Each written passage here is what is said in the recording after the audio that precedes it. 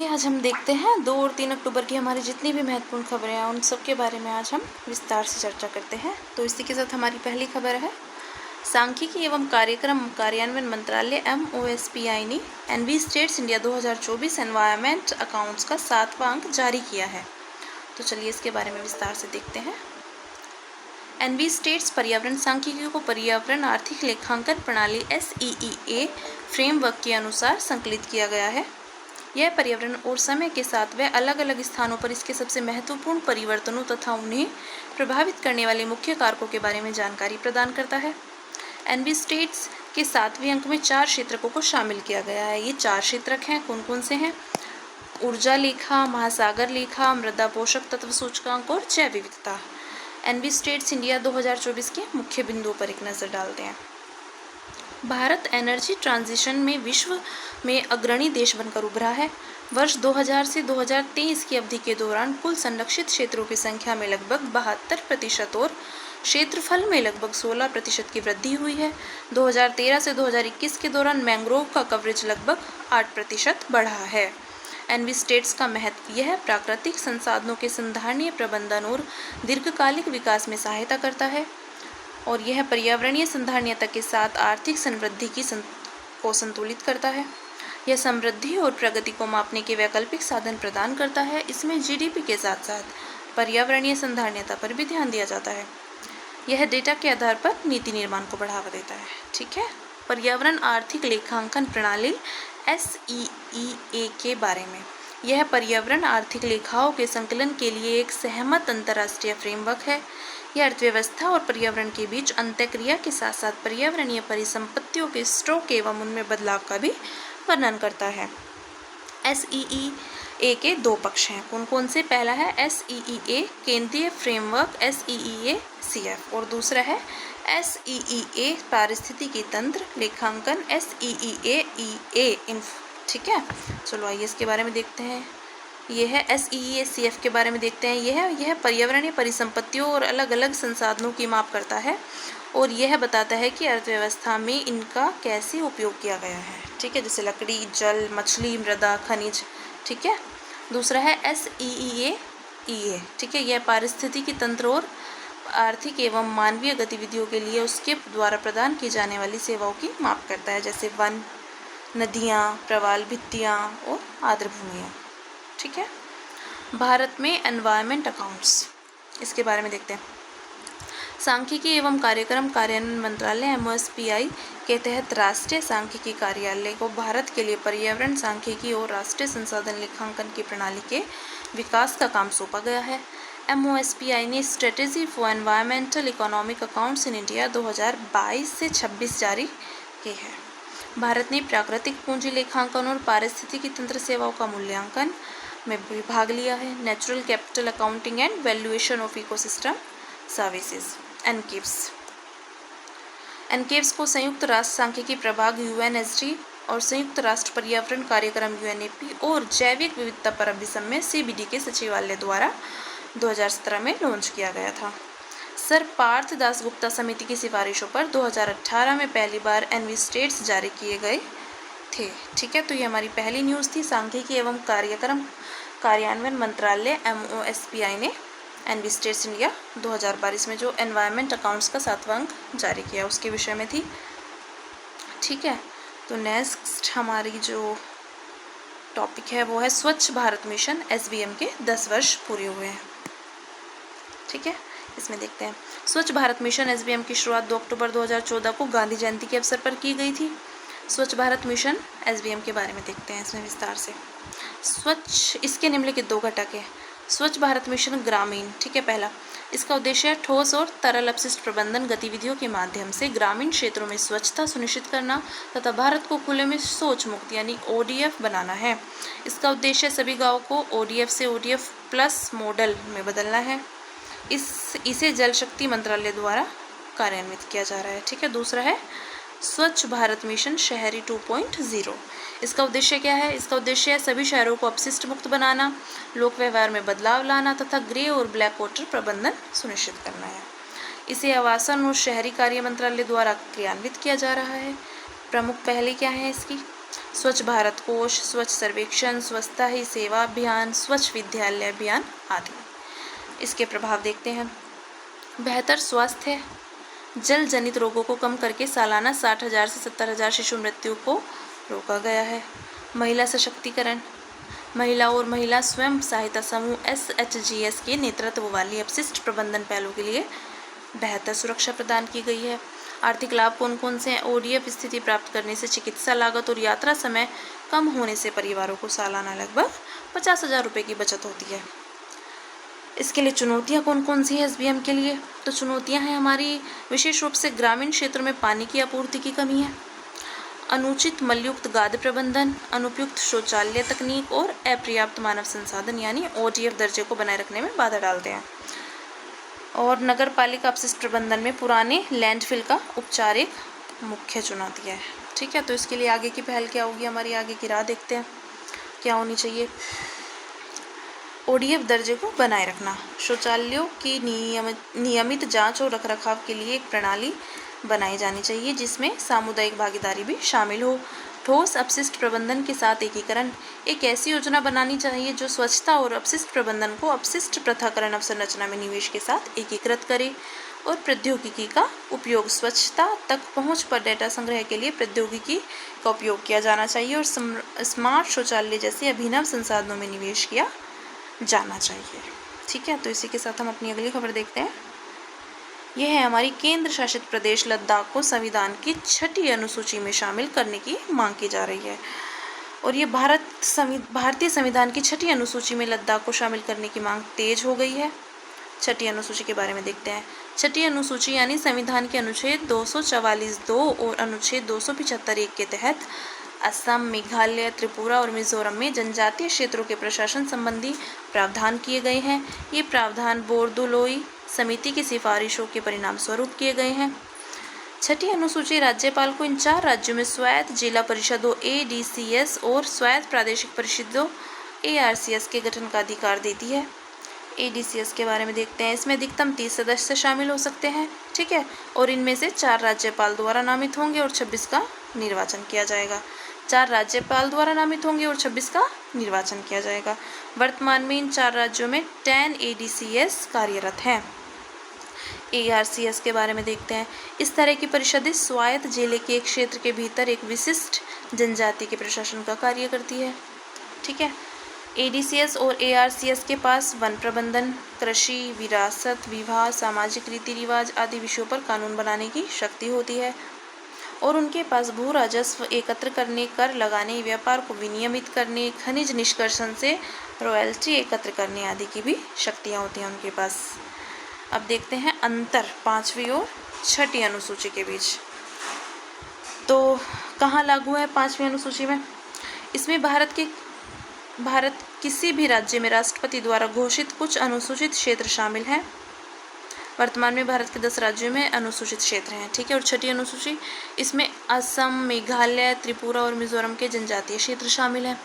प्रशासनिक निकाय देखते हैं 5वीं अनुसूची में कौन से हैं? जनजातीय सलाहकार परिषद, ट्राइबल एडवाइजरी काउंसिल TAC, और 6ठी अनुसूची ADCS और ARCS। शक्तियाँ, 5वीं अनुसूची में शामिल राज्यों में TAC का गठन राज्य विधानमंडल द्वारा किया गया है। इस कारण TAC के पास सीमित शक्तियां हैं जो अधिकतर कार्यकारी हैं। 6ठी अनुसूची में इनके पास संविधान द्वारा प्रदत्त कार्यकारी, विधायी और न्यायिक शक्तियां सहित सभी प्रकार की व्यापक शक्तियां हैं। और पैसा अधिनियम 1996 5वीं अनुसूची में लागू है और 6ठी अनुसूची में लागू नहीं है हमारा। ठीक है, इसी के साथ हम बढ़ते हैं अपनी अगली खबर की तरफ, जो है भारत के थल सेना अध्यक्ष ने चीन की ग्रे जोन युद्ध नीति के प्रति सतर्क रहने को कहा है। थल सेनाध्यक्ष ने उपयुक्त टिप्पणी पूर्वी लद्दाख में चीन के साथ वास्तविक नियंत्रण रेखा LEC पर चल रहे तनाव की स्थिति के आकलन के दौरान की। ग्रे जोन युद्ध रणनीति के बारे में देखते हैं। यह प्रत्यक्ष संघर्ष और शांति के बीच एक अस्पष्ट स्थिति होती है। इसमें गैर पारंपरिक युद्ध युक्तियों और रणनीतियों का उपयोग किया जाता है। ये नीतियाँ पारंपरिक युद्ध के स्तर तक नहीं पहुँचती हैं। वास्तव में इसमें शांति और युद्ध के बीच की रणनीतियाँ शामिल होती हैं। इसका उद्देश्य शत्रु पक्ष को बिना किसी खतरे या हमले का एहसास कराए उसे नुकसान पहुंचाना है।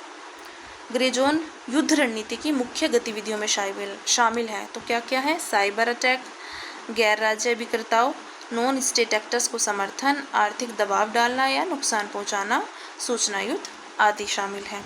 इसका एक उदाहरण चीन की सलामी स्लाइसिंग नीति है। चीन की सलामी स्लाइसिंग नीति है।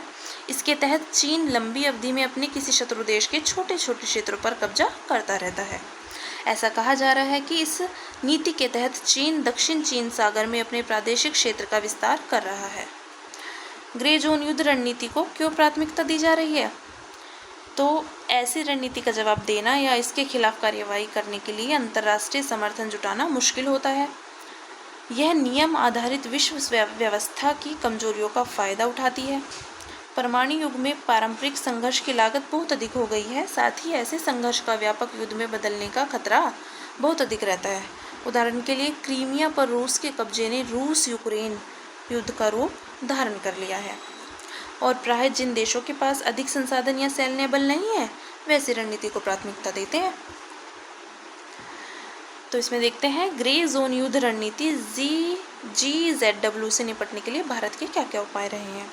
तो पहला है chief of defence staff CDS के पद का सृजन। इससे तीनों सेनाओं के बीच बेहतर तालमेल स्थापित करने, तीनों सेनाओं को अधिक प्रभावी बनाने तथा युद्ध क्षमताओं को एकीकृत करने में मदद मिलेगी। सेना का आधुनिकीकरण, युद्ध लड़ने वाली प्रणालियों में नई प्रौद्योगिकियों को अपनाया जा रहा है। IDX पहल का उपयोग किया जा रहा है। ठीक है। रक्षा विनिर्माण में आत्मनिर्भरता, रक्षा अधिग्रहण प्रक्रिया DAP 2020 जैसी पहलें शुरू की गई हैं। समान विचारधारा वाले देशों के साथ सहयोग, ऐसे देशों के साथ कई समझौतों पर हस्ताक्षर किए गए हैं, जैसे संयुक्त राज्य अमेरिका के साथ general security of military information agreement GSOMIA।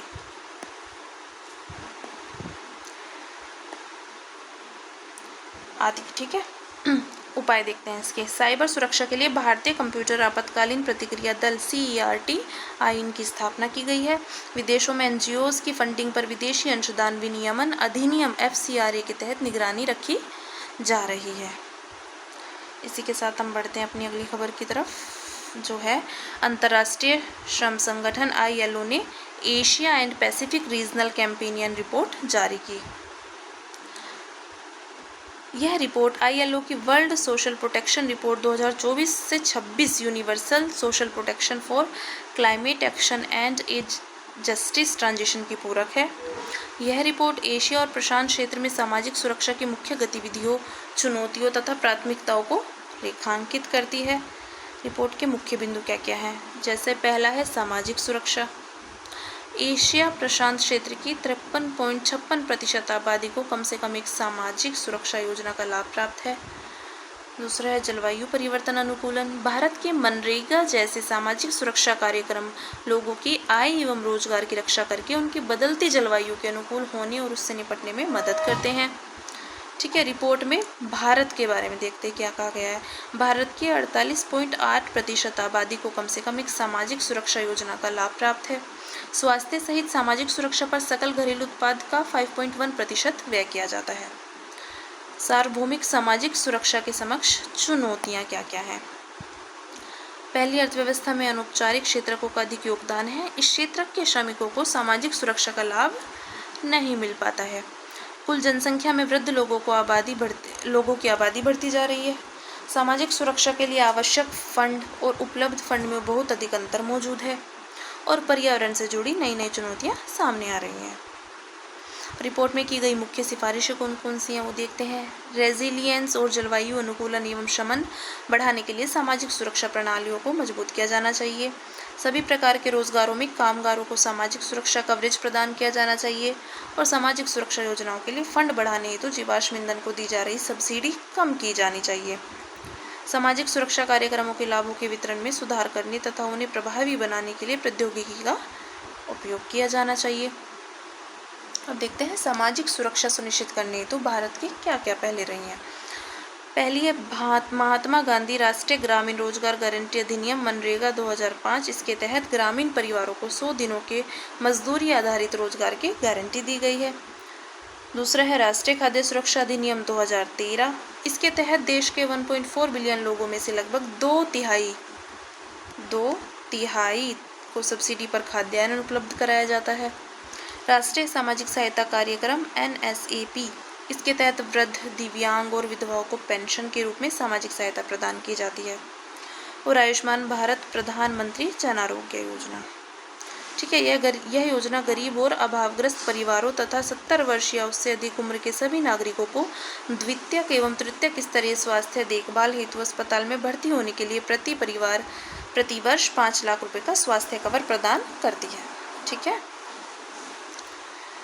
तो आइए अब हम अपनी अगली खबर की तरफ बढ़ते हैं, जो है हमारी केंद्रीय पर्यावरण, वन और जलवायु परिवर्तन मंत्रालय ने इकोमार्क नियम 2024 अधिसूचित किए। इकोमार्क लेबलिंग प्रणाली खाद्य, सौंदर्य प्रसाधन, साबुन, इलेक्ट्रॉनिक्स जैसी श्रेणियों में पर्यावरण अनुकूल उत्पाद को बढ़ावा देगी। यह प्रणाली लाइफस्टाइल फॉर एनवायरनमेंट के सिद्धांत के अनुरूप है। यह संधारणीयता और संसाधनों के दक्षतापूर्वक उपयोग पर ध्यान केंद्रित करेगी। अधिसूचित नियमों पर एक नज़र डालते हैं। इकोमार्क लेबलिंग देने हेतु मानदंड। ऐसे उत्पाद जिनके पास भारतीय मानक ब्यूरो BIS अधिनियम के तहत भारतीय मानकों के अनुरूप लाइसेंस या प्रमाण पत्र है और यह गुणवत्ता नियंत्रण आदेश का मैंडेट है, साथ ही जो इकोमार्क नियमों में निर्धारित मानदंडों को पूरा करते हैं।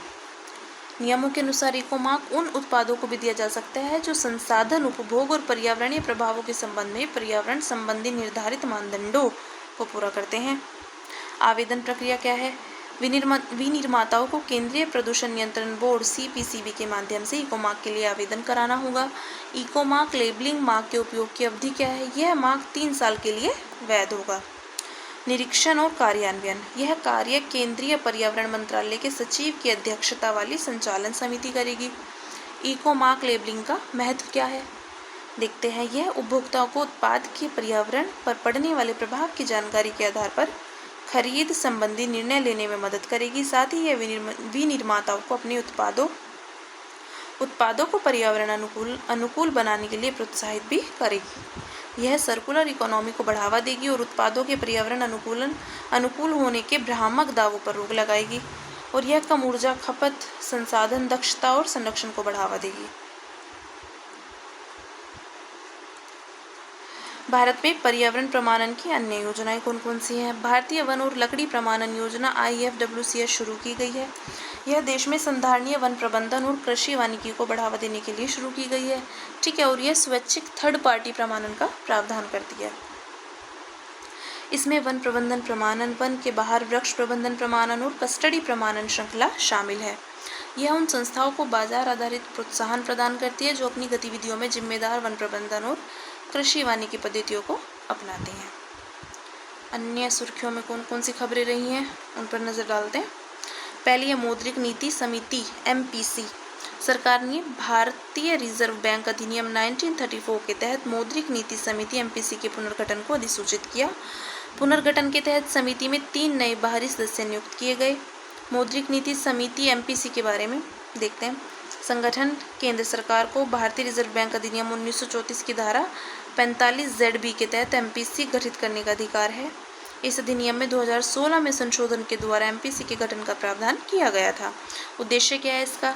विकास के उद्देश्य को ध्यान में रखते हुए मूल्य स्थिरता बनाए रखना। संरचना, यह 6 सदस्यीय समिति है। इसके 3 सदस्य RBI से, 3 सदस्य केंद्र सरकार द्वारा नामित होते हैं।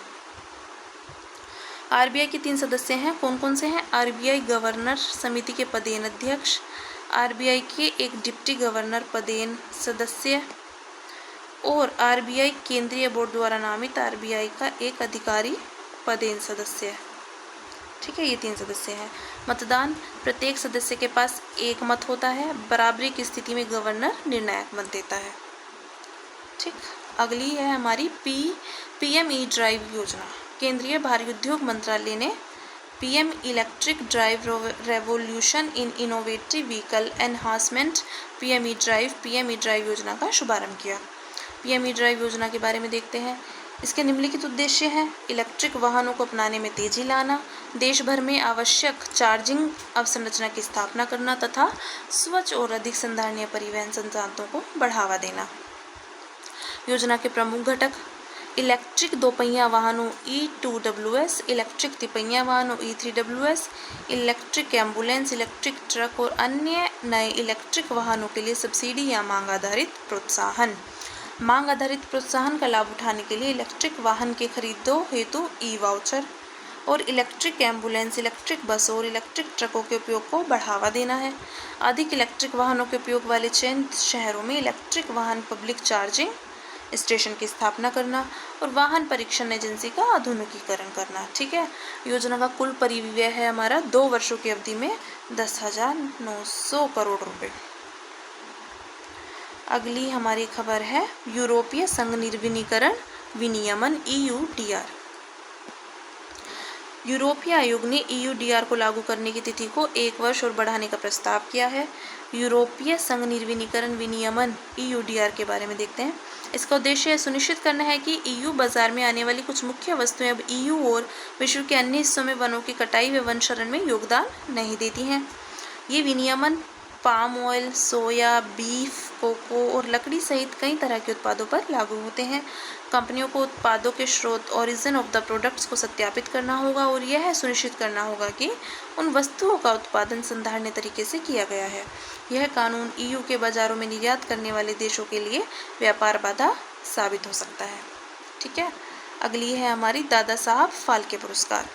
तो 2022 का Dada Saheb Phalke life time achievement पुरस्कार प्रख्यात अभिनेता मिथुन चक्रवर्ती को दिया जाएगा। दादा साहब फाल्के पुरस्कार के विषय में देखते हैं। यह सिनेमा के क्षेत्र में भारत का सर्वोच्च पुरस्कार है। इसे हर साल फिल्म महोत्सव निदेशालय द्वारा प्रस्तुत किया जाता है। इस पुरस्कार की शुरुआत 1969 में भारतीय सिनेमा के जनक माने जाने वाले दादा साहब फाल्के के जन्म शताब्दी वर्ष के सम्मान में की गई थी। पुरस्कार प्राप्तकर्ता को एक स्वर्ण कमल पदक, ठीक है, एक शॉल और नकद पुरस्कार वर्तमान में जो है 10 लाख रुपए, ये सब देके पुरस्कृत किया जाता है। कुछ अन्य दादा साहब फाल्के पुरस्कार प्राप्तकर्ता हैं सत्यजीत रे 1985, अमिताभ बच्चन 2018 और रजनीकांत 2021 और वहीदा रहमान 2023। ठीक है, आगे देखते हैं जन योजना अभियान। केंद्रीय पंचायती राज मंत्रालय ने जन योजना अभियान शुरू किया। जन योजना अभियान के बारे में क्या क्या है? इसकी थीम सबकी योजना सबका विकास है। इसे 2025 से 26 की अवधि के लिए ग्राम पंचायत विकास योजना GPDPS बनाने के लिए शुरू किया गया है। इस अभियान के तहत 2.55 लाख से अधिक ग्राम पंचायतों में विशेष ग्राम सभाओं का आयोजन किया जा रहा है और इसके उद्देश्य हैं ग्रामीण भारत में जमीनी स्तर पर लोकतंत्र को मजबूत करना और समावेशी विकास को बढ़ावा देना। महत्व है यह ग्रामीण नागरिकों को अपने गांव के भविष्य को दिशा देने में सक्रिय भूमिका निभाने के लिए सशक्त बनाएगी। ठीक है, अगली न्यूज़ है हमारी साहिबी नदी। Indian national trust for art and cultural heritage INTACH ने साहिबी नदी के प्रवाह का सफलतापूर्वक पता लगाया है। साहिबी नदी के बारे में देखते हैं। यह नदी राजस्थान से निकलती है और हरियाणा व दिल्ली से होकर बहती है। यह यमुना नदी की एक सहायक नदी है। ठीक है, विद्वानों के अनुसार प्राचीन काल में इसे ही हर्षद्वती नदी के नाम से जाना जाता था। प्रदूषण और अतिक्रमण के कारण नदी का प्राकृतिक प्रवाह बाधित हो गया है। ठीक है, अब यह नदी कई नहरों और नालों के रूप में बहती है। वर्तमान में यह नदी केवल तभी प्रवाहित होती है जब इसके जलग्रहण क्षेत्रों में भारी वर्षा होती है। ये हमारा साहिबी नदी के विषय में था। नेक्स्ट है लिटिल प्रेस्पा झील। लिटिल प्रेस्पा झील अल्बानिया ग्रीक सीमा पर अवस्थित है। यह झील धीरे धीरे सूख रही है। झील के सूखने के कारणों में बढ़ता तापमान है, कम बर्फबारी, कम वर्षा, हल्की सर्दी पड़ना, ये सब इसके सूखने के कारण है। लिटिल प्रेस्पा झील के बारे में देखो क्या बताया गया है। यह बाल्कन प्रायद्वीप में अवस्थित है। इस झील का विस्तार ग्रीस और अल्बानिया दोनों देशों में है। यह ग्रेट प्रेस्पा झील प्रणाली का हिस्सा है। प्रेस्पा झील उस जगह अवस्थित है जहां नॉर्थ मैसिडोनिया, अल्बानिया और ग्रीस की सीमाएं मिलती हैं। यह दो झीलों ग्रेट प्रेस्पा झील और लिटिल प्रेस्पा झील की एक प्रणाली है। दोनों झीलें भूमि की एक संकरी पट्टी द्वारा अलग होती हैं। लिटिल प्रेस्पा झील प्रेस्पा नेशनल पार्क का हिस्सा है। यह झील रामसर साइट के रूप में भी नामित है।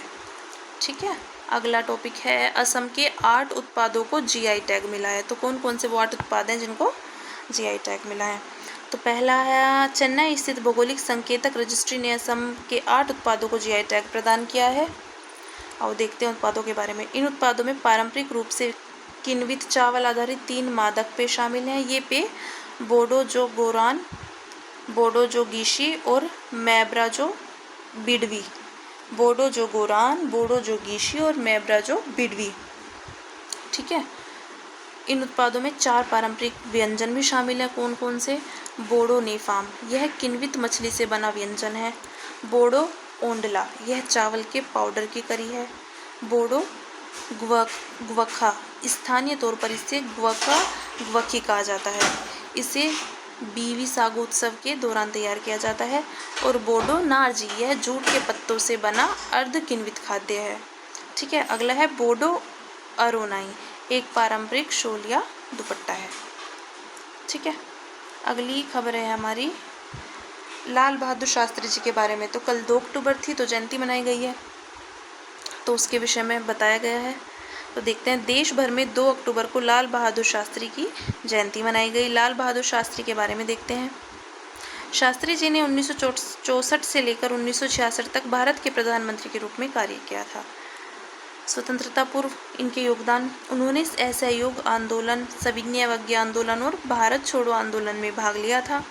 उन्होंने कई अभियानों का नेतृत्व किया था और ब्रिटिश शासन के दौरान 7 वर्ष जेल में बिताए थे। स्वतंत्रता के बाद उन्होंने 1965 के भारत पाकिस्तान युद्ध का नेतृत्व किया था तथा खाद्य संकट का सामना कर रहे भारतीय सैनिकों और किसानों को जय जवान जय किसान के नारे से प्रेरित किया था। उनके कार्यकाल के दौरान राष्ट्रीय डेयरी विकास बोर्ड और भारतीय खाद्य निगम की स्थापना की गई थी। मूल्य, ईमानदारी, सादगी, साहस आदि। ठीक है। तो ये हमारी 2 और 3 अक्टूबर की महत्वपूर्ण खबरें थी। ठीक है। तो आप इनको अच्छे से देख लेंगे। ये कुछ पीटी फैक्ट्स हैं, जैसे ये छोटी छोटी खबरों में हमारे बहुत ज़्यादा इम्पोर्टेंट, ठीक है, होते हैं। ये सब पीटी में पूछा जाता है, तो आप इसको अच्छे से एक बार देख लेंगे, पढ़ लेंगे। ठीक है। इसी के साथ मिलते हैं कल। Okay, bye bye, take care.